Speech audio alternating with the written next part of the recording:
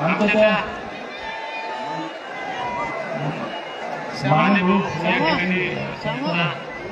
या आंदोलनातून घरी जाताना निधन झालं होतं. त्या ताई असले तर वर घ्यायच्या ताई नाही नाचले तरी जवळ असलं घ्या दूर असले तर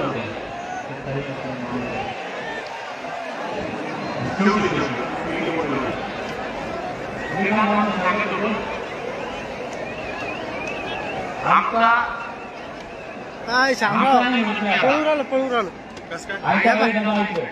ऐकू दादा. हे दादा, दीपक बोराडेचा प्रत्येक उद्देश 100% प्रामाणिक असतो. तो कोणाला आवडो न आवडो, कोणाला त्यात काही राजकारण वाटो न वाटो, दीपक बोराडे उभ्या आयुष्यात खोटे कामं केलेले, लोकांना उलगडण्याचे कामं केलेले, जे बोलतो ते प्रामाणिकपणे आणि जे करतो ते प्रामाणिकपणे. भागवान हे जे आंदोलन उभं राहिलं, हे जे माझ्यासोबत लोक दिसतात तुम्हाला खाली लय मोठे, एकाही माणसाला माहित नव्हतं मी काय करणार आहे. ऐकून घ्या, जबाबदारीनं बोलतो, जोरात बोलतो. आता लोक म्हणजे उपोषण करून राहिले, हो हळू बोला. आणि 4 वेळेस डॉक्टर साहेब 4 वेळेस मेडिकल चेकअप करतो, ब्लड टेस्ट, युरिन टेस्ट सगळ्यात 2 टाइम होतात. काय म्हणतात शहरात, अरे पोलीस खात्याच्या घाटीवरती शरीराला मजबूत आहे. दीपक बोराडे उपोषणाला बसताना 15 दिवसाचं टार्गेट ठेवलं होतं. किती? 15 दिवस उपोषण केलं. दीपक बोराडे 1 महिना उपोषण करू शकतो. अरे हे आणले, हे पाणी डॉक्टर बरोबर सगळ्यांनी विचारून घ्यायचं. ज्याला कोणाला डाऊट असेल ना दीपक बोराडेच्या उपोषणावर, सरकारी डॉक्टर लिहिले ना याच्या शरीरात काय काय प्रॉब्लेम आहे. दीपक बोराडे आयुष्यात नाटक नाही केलं.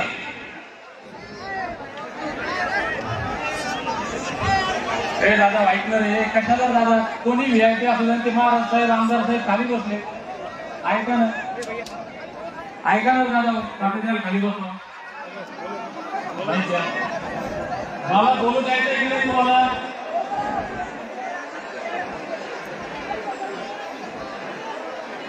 हॅलो, तुमच्या पाया पडतो, कृपया करून खाली बसा. तुमच्या पाया पडतो, आपण सगळे धनगर आहोत, कृपया करून खाली बसा. इथं सगळे साऊंड सिस्टीम आपल्याला सगळं वापरत आहे. खाली बसा तुम्ही सगळे.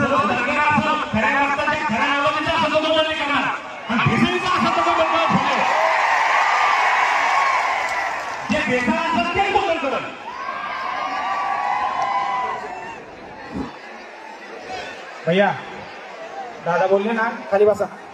हो भाऊ भाऊ भाऊ भाऊ स्टेज पशी, साऊंड सिस्टीम पशी. मी ऐका दादा, आता ऐका. हे भाऊ ऐकलं रे दादा, ते अरे तुम्ही किती मोठे असं या लोकांपेक्षा मोठे नाही दादा.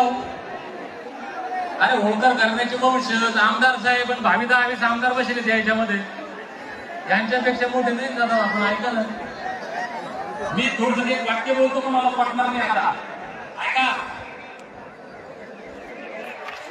आमच्या गावाच्या बाजूने आंदोलन केलं. ऐका शांततेने, आता पटणार नाही, मी सत्य बोलणारा माणूस आहे. 4 आयोगानं नाकारलं, हायकोर्टानं नाकारलं, सुप्रीम कोर्टानं नाकारलं, महाराष्ट्रातल्या सगळ्या ओबीसीनं विरोध केला, तरी बी TR निघले 2-2. कशामुळं? अरे एक म्हणून जरांगे पाटील बसला आणि करोडो लोकांच्याच ऐकलं.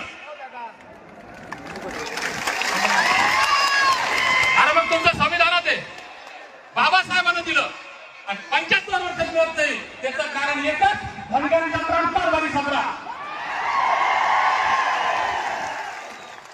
अरे शिकायला आमच्या आजूबाजूला काय चाललं ते पाहून करा. नुसतं नाव ठेवायचं. जरांगे पाटील कोण ठिकाण सगळे बाहेर काढला ना. 58 मोर्चे काढले मराठा समाजानं, जगात मी गेले. हजारामध्ये आमदार असतील आधी माझे, शेकडो खासदार असतील, 100 मुख्यमंत्री उपमुख्यमंत्री झाले असतील मराठा समाजाचे. देता आलं आरक्षण, पण 34 वेळा आपण वापर केलं जातो. 34 नापास माणसानं दिलं ना आरक्षण. मग आम्ही त्याचं नाव घेण्याअगोदर आम्ही त्याच्याकडून शिकणार आहे की नाही? अरे समाज मुंबईला मी ज्या लोकांना ओळखतो करोडपती लोक म्हणतो भाऊ फुटपाथवर झोपले हो, रस्त्यावर हातात घेऊन वडापाव खाल्ला त्या लोकांनी. फॉर्च्युनर गाडीमध्ये फिरणारे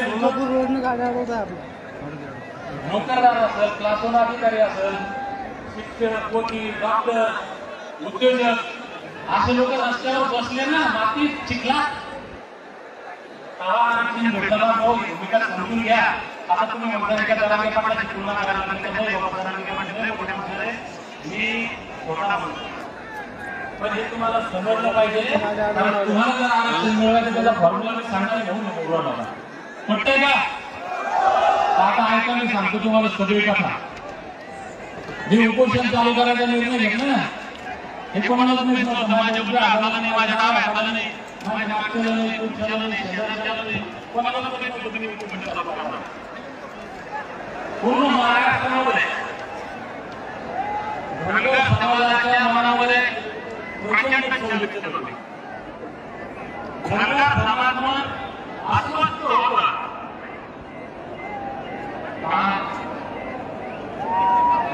अरे संविधानावर आज देश चालतो, माझं बोलणं उद्या मग नाही. संविधानावर देश चालतो. या संविधानामध्ये बाबासाहेबांनी तुम्हाला अमृत दिलाय. अमृत 36 नंबरला जे आहे ना,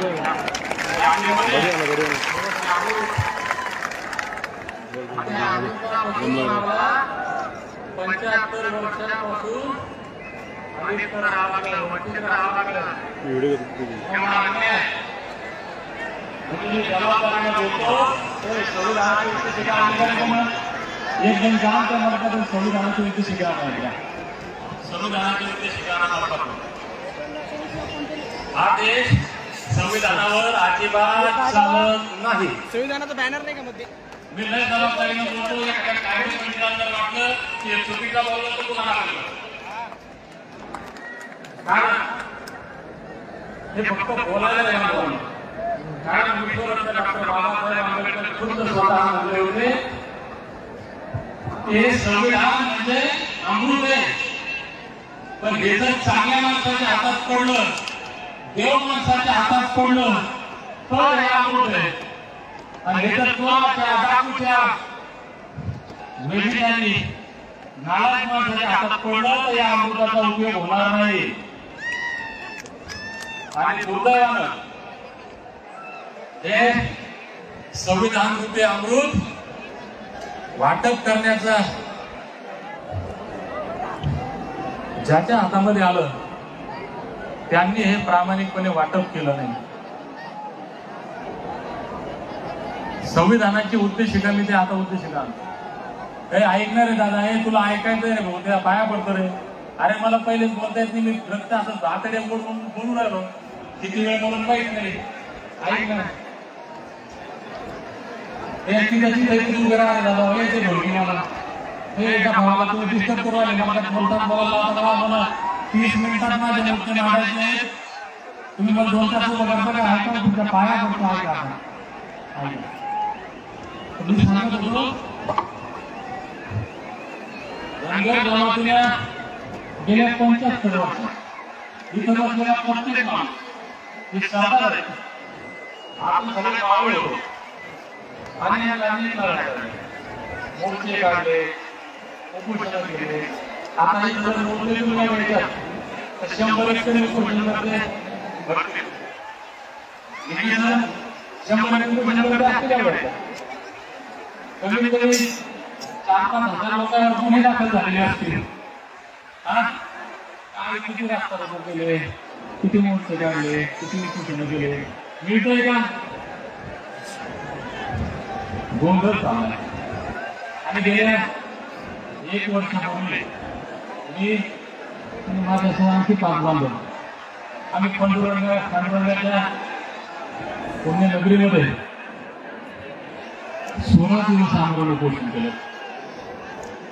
त्यावेळेस चांगला लढा भराला होता.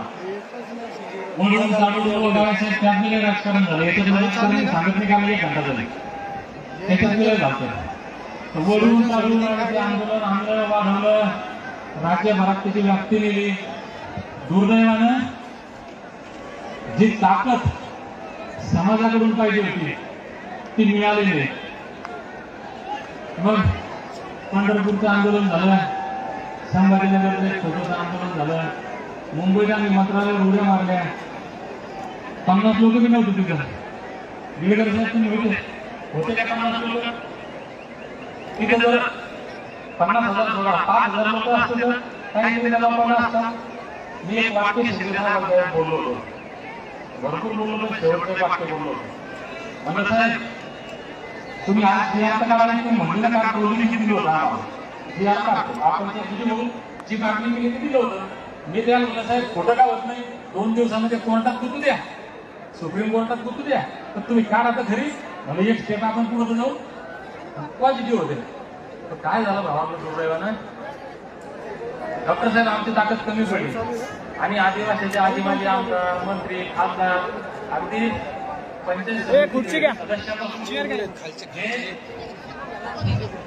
मूर्ती गेलेले दबाव आणला की आम्ही सगळे राजीनामे देतो. आता आपला दबावच नाही, बिचारे आपल्या आपल्याला खासदार नाही, आपले पुढारी जास्त नाही, जे आहेत बिचारे ते थोडेफार मजबुरीच असते पक्षाची, काही इलाज नाही काही. मग आपला दबाव पडला नाही आणि आदिवासींचा दबाव पडला, त्याने आमचा जी आर हुकला. पण त्याच्यानंतर किसरी साहेब आम्ही संघर्ष करायला पाहिजे होता. आमचं कंबळ असं बोललं म्हणत भाऊ म्हणजे त्याला काय म्हणतो आपण गरीब रात्र होणे पाणीपत झाल्यासारखं नर्वस झालं. कारण ते पंढरपूरच्या उपोषणाच्या अगोदर 15 दिवस सगळे गावं फिरलो, उपोषण केलं, 8 दिवस संभाजीनगरला, 15 दिवस पुन्हा मुंबई. 1.5 महिना बापू घरीच नव्हतो मी. माझे लेकर इथे, परिवार इथे, माझ्या गावाला सगळ्याला माहिती. माझे कपडे इथून बॅगमध्ये बदलायला यायचे, मी घरी येत नव्हतो. प्रचंड नाराज झालो. मला झालं याचं काही खरं नाही, या गोष्टी सोडून द्या. प्रामाणिकपणे मी नाम सोडणार म्हणलं आता हे आंदोलन करण्यात एसटी आरक्षण मिळतच निदान होते. काय झालं स्पष्ट बोलतो, इथं बरेच माझे ओबीसी बांधव बसलेले, मी पण ओबीसी आहे, काही की नाही. मला बापू बोलतात सरपंच व्हायचं तर काय करावं लागेल, एमपीचं लागेल का, मला जिल्हा परिषद सदस्य व्हायचं तर एमपीचं लागेल का ओबीसीचं. म्हणून आमचं छोटस झोपडं आहे, आमच्या झोपडीला एखादा हत्याला तर झोपडं तुटल. म्हणून विरोध करायचा लक्ष्मण हाके सरांचं आंदोलन जे तुम्हाला दिसत ना, लक्ष्मण हाके कटकीन दीपक पवारच्या डोक्यावर ते आम्ही त्याच्या पर्याय जबाबदारीने बोलतो रद्दीनामा. आणि मग काय झालं ते आंदोलन झालं,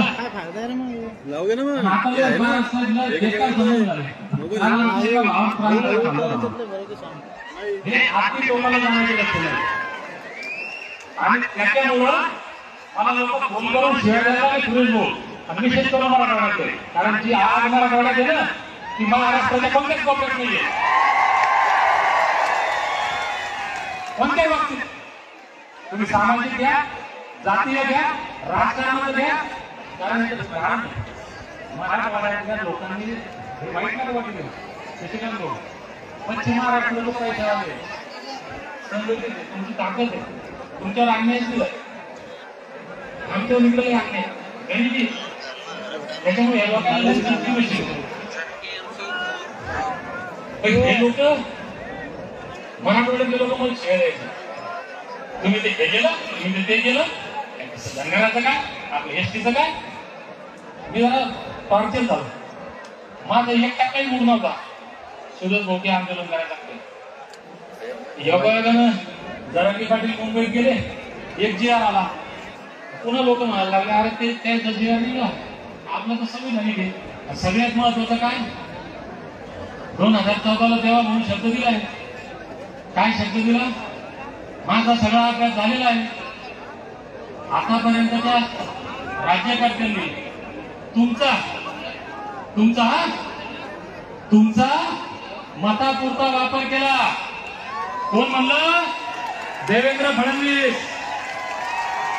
तुम्ही म्हणजे या राज्याचे धनगर आम्हाला सत्ता द्या. कोणाला? देवेंद्र फडणवीसला पहिल्या कॅबिनेट मध्ये देतो. खोटं बोलतो का? खोटं बोलतो का? बरं हे जेव्हा मोठी तिथं बोलले मी 4 बैठकांना साक्षीदार आहे. तेव्हा म्हणले आमची सत्ता धनगरांना आली, आमचं सरकार मुख्यमंत्री झालं एवढंच नाही, मी आमदार बी धनगरांना झालो. कारण माझ्या मतदारसंघात 20-25,000 धनगर. बरं हे तेव्हा बोलतात एकटे तेव्हा भाऊ व्यक्त करून जाणार नाही. 2014च्या लोकसभा निवडणुकीत हे 56 इंचवाले नरेंद्र मोदी पंढरपुरात आले होते. काय म्हणले होते? अरे धनगर समाज को वादा किया था कि नहीं किया था? शरद पवार ने वादा किया था कि नहीं किया था? सोनिया गांधी ने वादा किया था कि नहीं किया था? उद्धव ठाकरे ने वादा किया था कि नहीं किया था? क्या किया? धनगरों के साथ खिलवाड़ किया, तुम्हारे वोटों के साथ खिलवाड़ किया. अरे हमको दे दो चुन के, हम देंगे तुमको. म्हणले होते का नाही? खोटं बोलतो का? परत आता मोदी साहेबांना नाव घेऊन जास्त फायदा नाही. त्यांच्या अगोदर वाजपेयी साहेब आले होते. मला वाटतं किती 90 काय असेल 4 पंढरपूरला चालते त्यांनी. त्याने मस्त खांद्यावर भोंगडे घेऊन ढोल वाजवला गुगु गुगु गुगु गुगु. ते पण काय म्हणले? डॉक्टर साहेब यशपाल साहेब सगळं असं खोटं आहे. मग मला डोक्यात प्रश्न आहे की आता यांनी शब्द लिहिला आहे आणि आता संधी आहे आपण आंदोलन करून पाहू. हेही मराठवाड्यातले लोकांना शिकायला राहिले. मला मी परीक्षा घेतली म्हणून तुम्ही परीक्षा घेतली सगळे म्हणून मी म्हणलो तो माझ्या आयुष्यातलं शेवटचा अनुभव. आता जर तुम्ही साथी असाल सक्सेस झालं तरी ठीक आणि फ्लॉप झालं तरी ठीक. माझ्या आयुष्यातलं शेवट. हा मग आता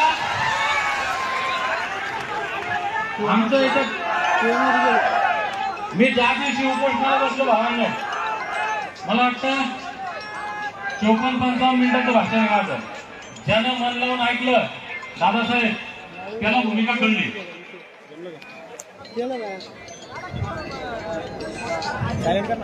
त्या द्रोणाचार्य एक दिवस त्या शिष्याला घेऊन गेले कुठं? धनुष्यबाण शिकवायला. आणि मग एक झाडावर एक पक्षी ठेवला सांगितलं बेटा डोळा उडवा. मग विचारलं एकाला तुला काय दिसतं रे बाबा? ते म्हणलं ते मला हिरवं झाड दिसतं. मग तर जिकडे तिकडे लोकल दिसून राहिले. काय रस्ता आहेत बिल्डिंगावर लोक आहेत. त्याला झाड दिसलं. एक म्हणतो मला पक्षी दिसून आला त्याला हिरवे पाक कोणते? अर्जुन काय म्हणला? मला डोळा दिसतो. तसा दीपक बोराडेला बी डोळा दिसतो. मग आता तुम्ही म्हणता दीपक बोराडे अर्जुन आहे तर द्रोणाचार्य कोण आहे? अरे दीपक बोराडे द्रोणाचार्य. दीपक बोराडेच्या मागापुढे कोण नाही. आणि दीपक बोराडेचा इतिहास आहे. दीपक बोराडेच्या बापाचा ऐकत नाही. स्वतःचा पक्ष स्वतःच्या हिंदीवर देतो. कोणाच्या बापाचं नाही ऐकत. खबरदार कोणी आरोप केले मला ऐकायचं.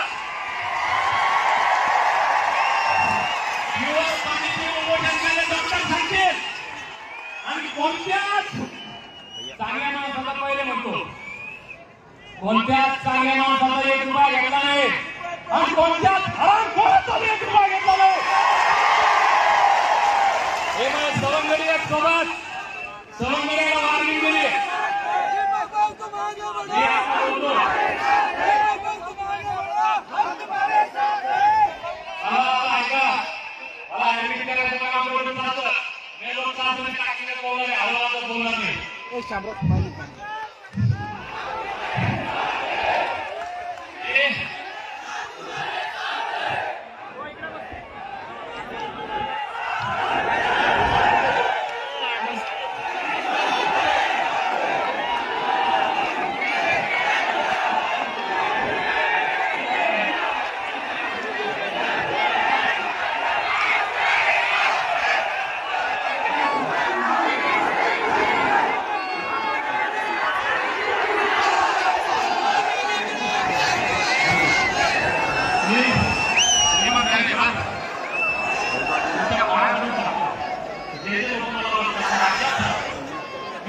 शब्द वापरला तर माझ्यावर विश्वास ठेवा. हे गोष्टी माझ्यासमोर माहीत चालू सगळ्या विचारा, सगळे आमदार, सगळे नेते, सगळ्याचे फोन आले, काय पाहिजे दीपक भाऊ माणूस पाठवा. मी या लोकांना सांगितलं याच्यासाठी एक उभा घ्यायचा आणि आपण आपला अनुभव टिकायचं नाही.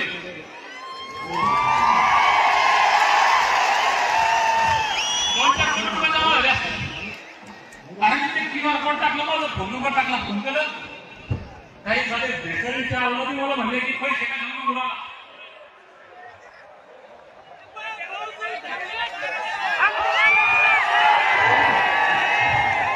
अरे मागच्या महिन्यात शाळेचा भ्रष्टाचार काढला, 5 कोटी रुपये धरते.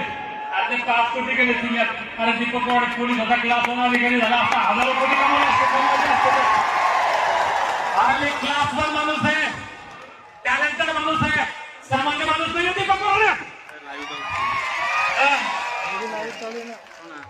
पैसे कमवले आपण नोकरी सोडून.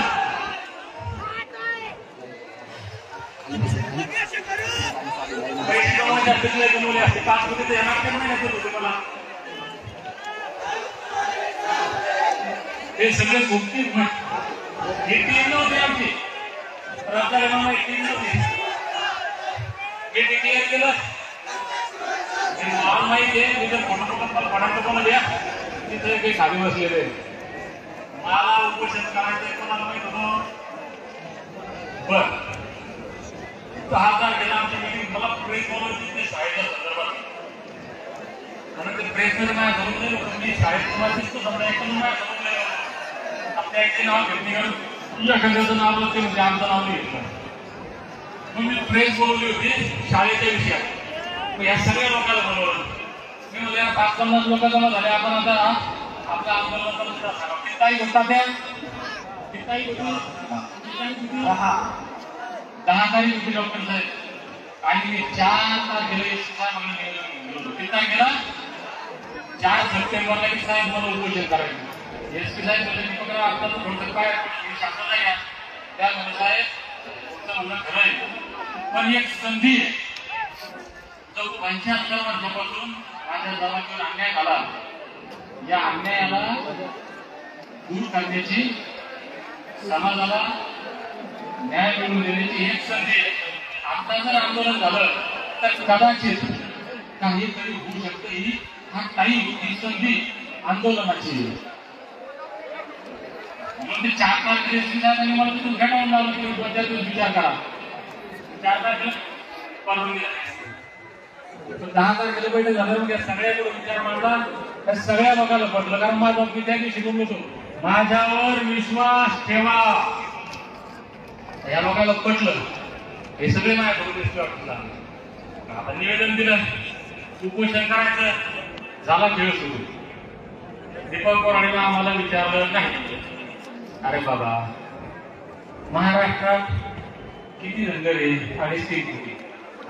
एका आईच्या पोटी 4 वेगळे जन्माला आले तर त्याचंही मत पटत नाही. आणि हे महाराष्ट्रात सगळ्या विचार करू का? बरं बाळासाहेब मागच्या वर्षी प्रयोग केला, विजू भाऊ 1 मिनिट पंढरपूरला मी काय म्हणलो होतो, मी म्हटलं ना दीपक कोराडे बसला महाराष्ट्र. मी म्हटलं कोणाला बसता येतात, तिथे आजारी होतो तब्येत ठीक नाही म्हणून मी नाही बसत. पण मी उपोषणाला बसलो, हा पांडुरंग याच्यात ते बसतील ना, याच्यात जमली म्हणे ती आंदोलन तू काय झालं बाबा, शांतता ठेवा, काय केलं. हा वर नका जाऊ, बस बस बस बाजूला माझ्या बाहेर बसून फक्त त्या तारापासून दूर व्हा, तारापासून दूर व्हा, बसा नका. हे बाबा तुम्ही तारापासून दूर व्हा, तारापासून दूर व्हा. तर त्या बैठकीत मिळत नाही बसला. समस्या 50 वर्ष उपोषण करते, शेवटी 6 बसले, 6 विद्यार्थी 6, त्यातही थोडंसं कमी जास्त झालं, आंदोलन डाऊन झालं, झाल्या तर त्यात पॉईंट नव्हता संजीव भाऊ फडणवीस. म्हणून मी यावेळेस कोणालाच मी विचारलं, एखादंही मी विचारलं, म्हणलं दीपक कोराडे उपोषणाला बसल आणि चल धनगर जमाती प्रति प्रेम आहे, आरक्षण मिळावं ही ज्याची प्रामाणिक भावना आहे. बापूसाहेब ज्याच्या मनाविषयी खरंच आहे, ज्याच्या मनात खरंच आहे, तो प्रत्येक माणूस महाराष्ट्राचा दीपक पवारांच्या नावावर हा विश्वास होता मला. उपोषण करायचे ऐकू लागतो सर, ज्याला खरंच मी म्हणतो ना, मी त्या डॉक्टरची सगळी रिपोर्ट फेसबुकला टाकतो. आता डॉक्टरचे व्हिडिओ बी घेतले आहे ना, मीडियावाले आहे ना. डॉक्टर मध्ये गेला ऍडमिट करा, लय त्रास होतो याचा. पण म्हणलं पर्यायी कारण इतके वर्ष घातले समाजासाठी एक शेवटचं करून पाहा. आता तुम्ही म्हणता याच्या शेवटचं आरक्षण देत होता, आता शेवटाकडे येतो मी, कारण लय झालं. एक 2-3 गोष्टी क्लिअर झाल्या भावांनो. उपोषणाला एकट्या बसण्यामागे काही स्वार्थ नव्हता. आणि दुसरी गोष्ट डॉक्टर साहेब, तुम्हाला अतिशयोक्ती वाटत, दीपक पवार सारखा दुसरा चेहरा बी नव्हता. काय म्हणलंय मला? अरे ऐका, दुसरं कुठेही बसलं असतं.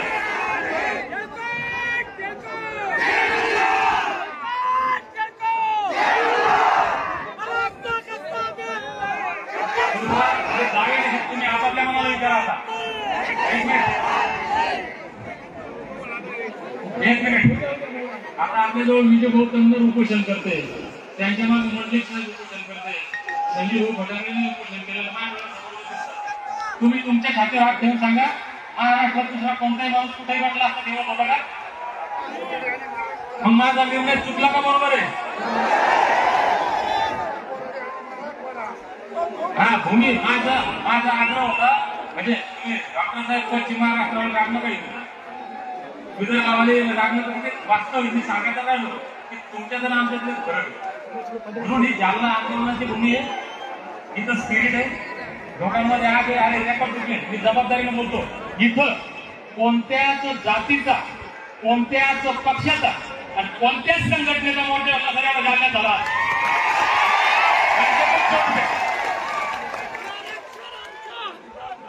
हे कॉन्फिडन्स दीपक पवार होता, म्हणून मी तो निर्णय घेतला. उपोषण सुरू झालं, त्यातल्या अडचणी आल्या, काळाच्या शोभाने आतापर्यंत अडचणी काय सांगतो मला वाटतं एखाद्या महाराष्ट्रावरती गजवून नेम नाही, लय अडचणी. पण मी एकच सांगतो भावांनो, मी उपोषणाला बसायचा निर्णय प्रामाणिक होता. उपोषण प्रामाणिकपणे केलं आणि जे करत ते प्रामाणिकपणे. मी कोणाचा रुपया घेतला नाही, कोणाच्या सांगण्यावर उपोषणाचा निर्णय घेतला नाही. कारण आयुष्यात कोणाच्या सांगण्याचे मी काहीच ऐकत नाही. हा माझ्यावर एक आरोपही होतो. तिथले दिवशी आहे तिथलं होतं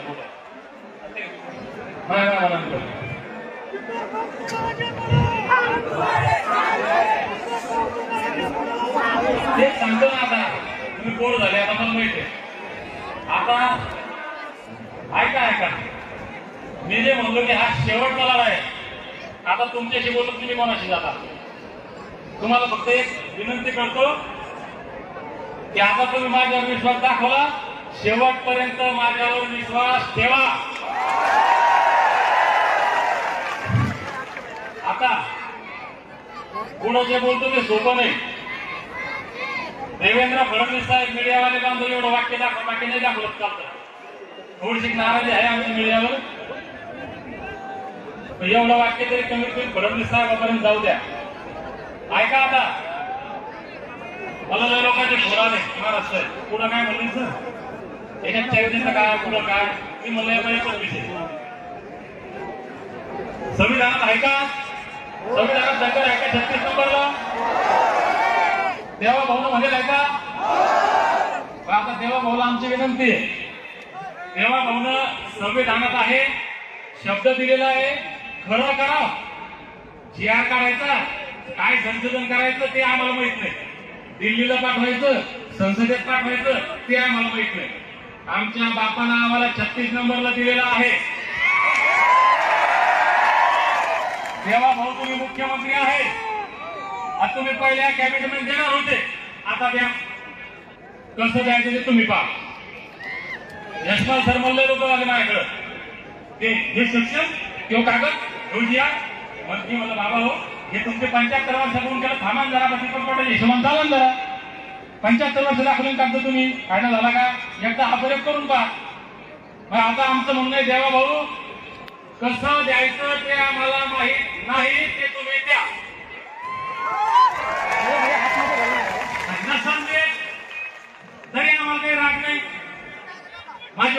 सोडायचे दोन मार्ग आहे. आता तुम्ही त्याचे बसलेले आहेत ते तुम्ही ठरवा. मी उपोषण सोडायचं का मारायचं हे तुमच्या हातात आहे. मरायला कुणालाही आवडत नाही. कोणत्या माणसाला आवडतो मरायला? दीपक बोलला सारख्या माणसाला काय वाटा मरावं? पण बलिदानातून एक क्रांती घडते. भगतसिंगला माहित होतं की मी मेल्यानंतर हजारो भगतसिंग तयार झाले पाहिजे म्हणून ते शहीद झाला. झाले शहीद तेव्हा भाऊ तुम्ही देत नसाल तर हरकत नाही, आम्हाला तुमच्यावर राग नाही. मग दुसरं वाक्य बोला तेव्हा भाऊ आता की संविधानात ऐकून घ्या. संविधानात 36 नंबरला धनगर नाही असं तेव्हा भाऊला डिक्लेअर करावं. तेव्हा भाऊने असं म्हणावं की मी बारामतीमध्ये आलो, मी धनगर समाजाला खोटं बोललो, मी धनगर समाजाशी खोटं बोललो, मला माफ करा. बाबासाहेब आयुष्यात करणार नाही म्हणून म्हणलो मी हा शेवटचा लढा आहे. किती लढायचं नाही आता इथं सर्टिफिकेट घ्यायचं नाही, घेतलं तर नाम सोडून द्यायचं. शाळा शिकायच्या, ढोरं वळायच्या, हमाल्या करायच्या, कामधंदे करायचे, हे धंदे करायचे नाही. कोणाला पटतंय माझं वाक्य? तेच चाललंय दरवर्षी. पुन्हा लोक म्हणते इलेक्शन आलं की यायला दिसतं. अरे बाबा इलेक्शन आल्यावरच तुम्ही जमदारे नाही तर नंतर जमत नाही. आणि इलेक्शन आल्यावरच राजकारणाला भेट वाटतं तसा वाटत नाही. म्हणून विशेष क्लिअर आहे. एकतर त्यांनी सर्टिफिकेट द्यावं, नाहीतर धनगर समाजाची माफी मागावी. खोटं बोललो, विषय संपला. बस आता ते इतक्या सहज देतील का द्यायचं? तर बापूसाहेब मुंडक्यावर पाय द्यावा लागतो. मुंडक्यावर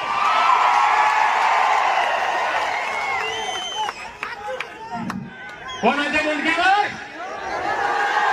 सरकारच्या मुंडक्यावर पाय द्यावा लागतो. देणार का? मग आता सांगतो मी तुम्हाला, ऐका. म्हणले लोक म्हणले पुन्हा डॉक्टर साहेब लय तुम्ही बोलले होते नेपाळ ठिपाळ. अरे ते नाही बोलायचं. क्रांतिकारक कोणाला म्हणते?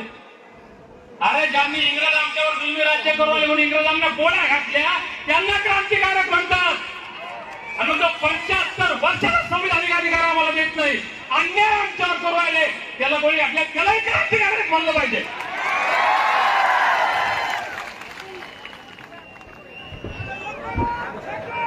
आता 2 तारीख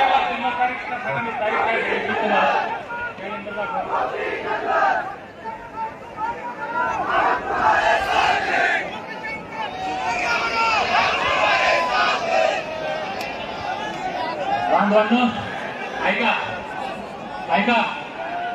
सर्टिफिकेट मिळत एकतर ऐका दादा ऐका. भावांनो एक मिनिट ऐका. तुम्हाला सांगतो मी, देवा भाऊ चांगला माणूस आहे. देवा भाऊ आता राजे उमाजी नाईक यांच्या जयंतीनिमित्त गेले होते. तिथे काय म्हणले, ज्याला जे मागायचं ते मागा, मी द्यायला तयार आहे. चांगला माणूस आहे देवा भाऊ. म्हणून मला नाही लोकांचे फोन आले पोस्ट लावले ना तेव्हा होते हे मला तुम्ही एवढे पोस्ट चांगले लावले मी म्हणलं ते चांगले बोलले तुमचे आता लावले फोटो तुमचे फोटो कोणाला काढायला बोललो.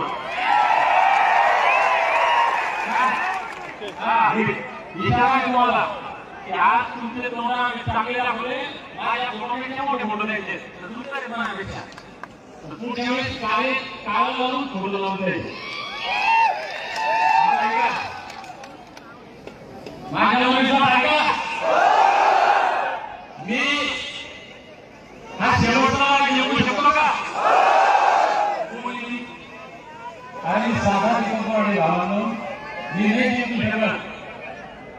ज्यावेळेस तुमच्यासारखे लाखो दीपक एकत्रित नाही जिंकू. म्हणून आता मी तुम्हाला सांगतो ते बोला. आता समजा तब्येत कमी जास्त झाली तर पाऊस मग काय करायचं मला तरी वाटतं त्या अजून 8 दिवस स्टॅमिना होता आला ते मोठा वाढला. तेव्हा भाऊ 15 दिवस वेळ देऊ. तेव्हा भाऊ हे जालना जिल्ह्यातलं पिवळं वादळ आहे, पाहून घ्या. महाराष्ट्रातलं प्रत्येक जिल्ह्यातलं प्रत्येक तालुक्यातलं पिवळं वादळ तुम्हाला खड्ड्यात घालत रे बाबा. हो पाहून घ्या.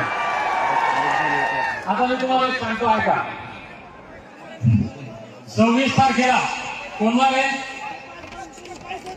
हे चुपे दादा हे त्याला खाली घ्या. मला कॅलेंडर दाखव कॅलेंडर. हे बा ऐका ऐका. 26 तारखेला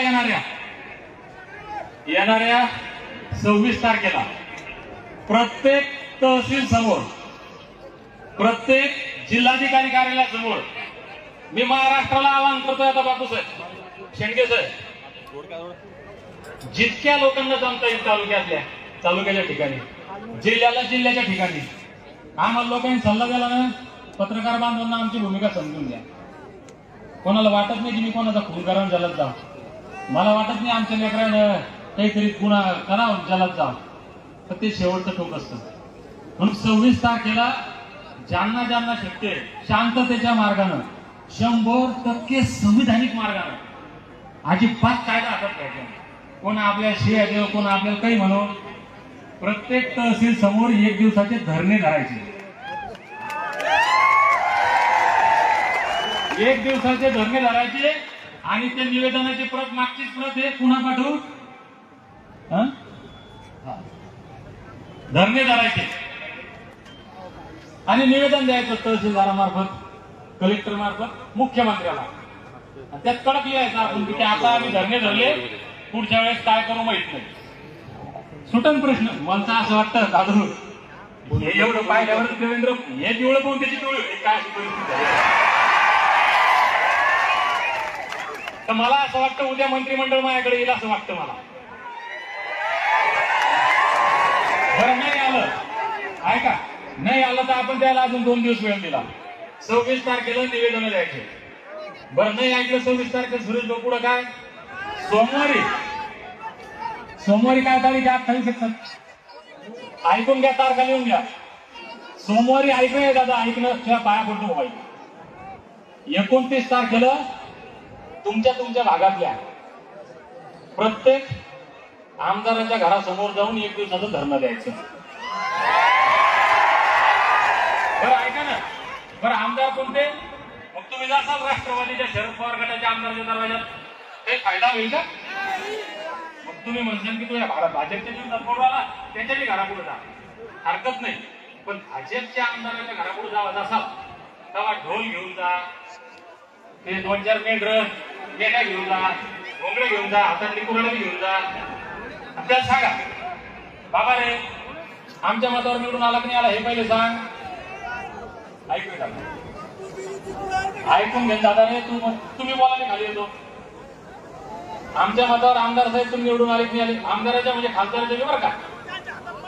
मग आम्हाला सांगा तुमच्या तेव्हा म्हणून शब्द दिले संविधानात आहे तुमची भूमिका. आता ते काय करते फक्त ते लेटर आणून देते. ऐका भाऊ, या आमदाराच्या खासदाराच्या लेटरनं तुम्हाला 1% फायदा होत नाही. हे कचऱ्याचे टोपले जाते सगळे. त्यांनी बोललं पाहिजे.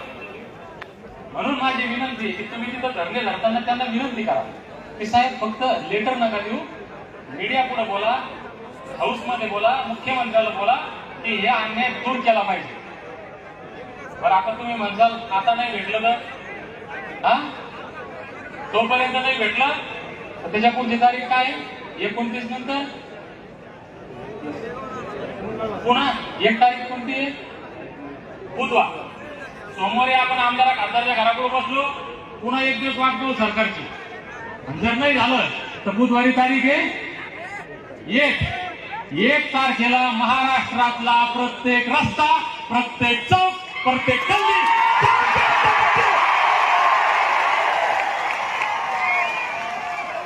पण संविधानिक मार्गाने. बापू साहेब आता हे इतकं पण बोललो असं समजून चालेल तोपर्यंत मी जिवंत आहे. मी 1 तारखेपर्यंत मरणार नाही.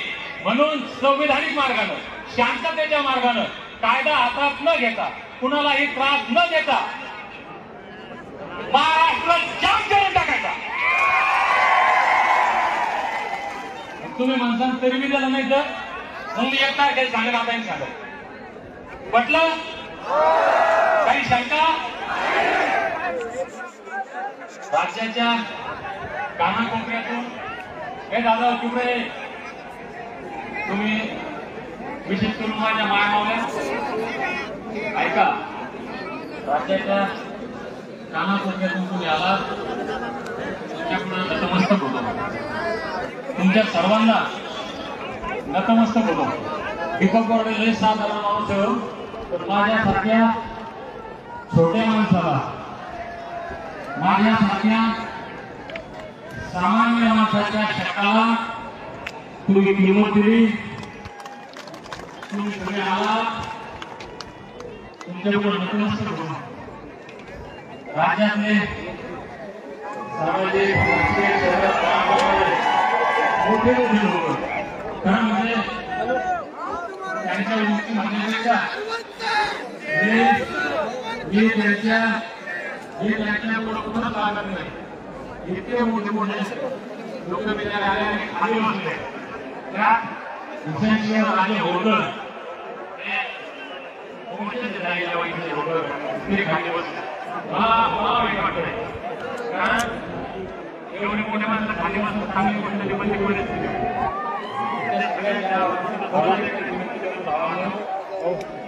पाणी प्या. मला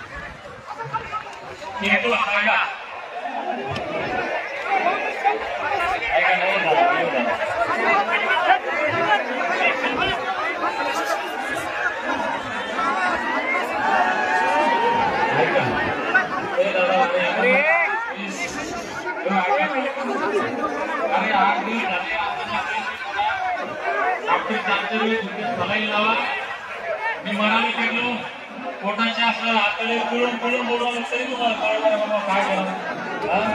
तुम्हाला वाटतं का दीपक बोर्डेने मरा? वाटतं का? तो इमानदारीपूर्वक सन्मान झाला ना, हा शेवटचा आपण निघूया. पुन्हा एकदा तुम्हाला सर्वांना नतमस्तक होतो. जाताना एक विनंती आहे, या ठिकाणी आमच्या मायमावल्या थोडा वेळ तिथं बसलेल्या राहा. तरुण माणसं एका रस्त्याचा जागा झाल्यानंतर तुम्ही जा. एक ऐका सॉरी काम करा. या ठिकाणी आमचे एक बांधव वारले होते, त्यांना आपण श्रद्धांजली जागेवर उभे राहून देऊ. ऐका ऐकली दादा, ऐका, श्रद्धांजली द्यायची आपल्याला. दीपक भाऊ तू आगे बढ़ो. सगळ्यांनी श्रद्धांजलीसाठी उभा राहा. सगळ्यांनी श्रद्धांजलीसाठी उभा राहा. 1 मिनिट.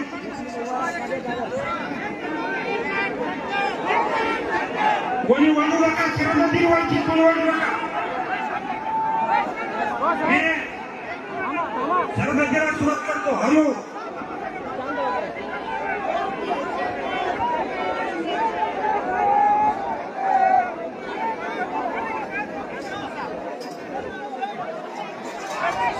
हरिओम.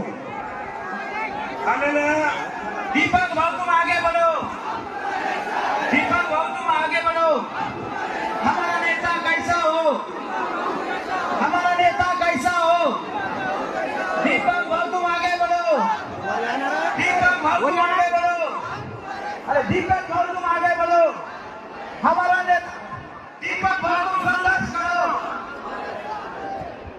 मित्रांना सर्वांना नम्र विनंती आहे, जाताना सर्वांनी सावकाश जायचं आहे. कोणीही गाडी पळवणार नाही, शांततेत जायचे.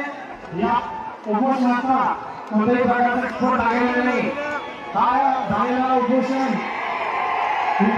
झालेला आहे. महाराष्ट्रातून आलेल्या सगळ्या समाजबांधवांचं दीपक भाऊ बोर्डे आणि त्यांना तुमच्या वतीनं मनापासून आभार व्यक्त करतो. आपण तसंच आपण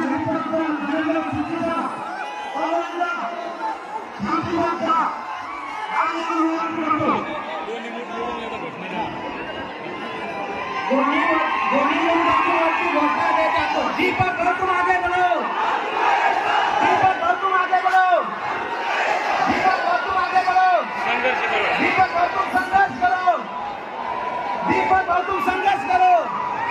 हमारा नेता कैसा हो, हमारा नेता कैसा हो, दीपक भाऊ तुम संघर्ष करो, दीपक भाऊ तुम संघर्ष करो, दीपक भाऊ तुम संघर्ष करो।